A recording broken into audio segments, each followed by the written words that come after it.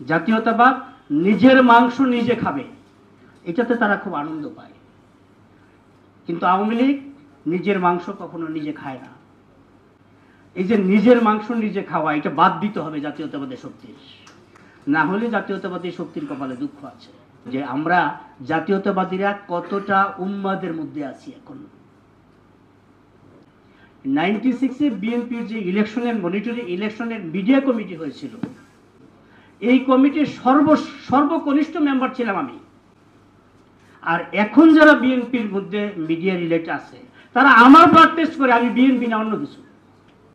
আরে আমি যখন সাংবাদিকতা শুরু করছি 96-এ, যখন আমি এই বিএনপির মিডিয়া কমিটির মেম্বার ছিলাম, যখন এই যে লিটল ওয়েল স্কুলের উল্টা দিকে যখন এই মোর্শেদ খান সাহেবের অফিসে, তখন তো তোরা সাংবাদিকতাই আসস নাই, তোরা এখন আমার ব্লাড টেস্ট করস।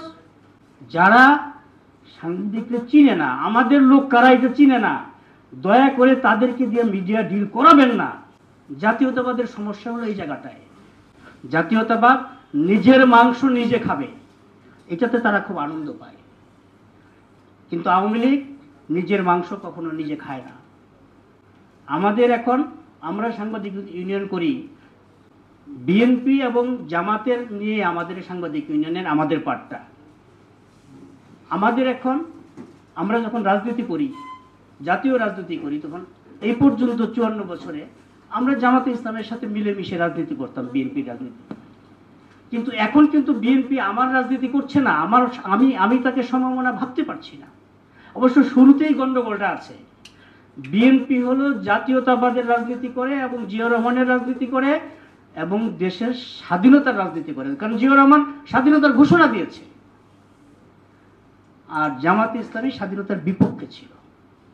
যারা স্বাধীনতার পক্ষে ছিল আর যারা বিপক্ষে ছিল, তাদের দুইটা মন এক হয় কিভাবে?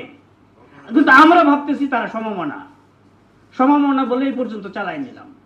এই যে সমমনা বলে এই পর্যন্ত চালাই নিলাম, সেটার খেসারত এখন আমরা দিচ্ছি। এখন বিএনপি যা বলে জামাত ইসলাম তার উল্টাটা করে, কিন্তু আমরা মনে করতেছি তারা আমাদের সমমনা।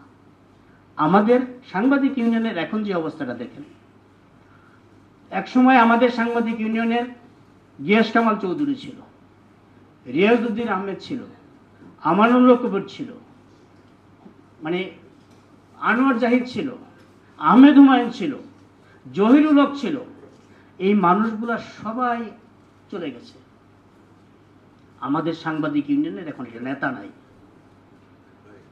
বিএফইউজের মহাসচিব কাদের গনি চৌধুরী আমাদের একমাত্র নেতা।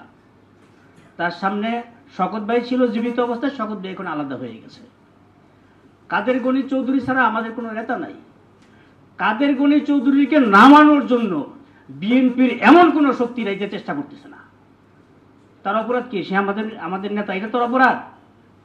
সে নেতা তো হয়েছে তার যোগ্যতায়, তাকে চেষ্টা করে একটু উপরে উঠানোর জন্য, কিন্তু না, তাকে সে আর উপরে উঠতে পারবে না। এই যে নিজের মাংস নিজে খাওয়া, এটা বাদ দিতে হবে জাতীয়তাবাদী শক্তির, না হলে জাতীয়তাবাদী শক্তির কপালে দুঃখ আছে।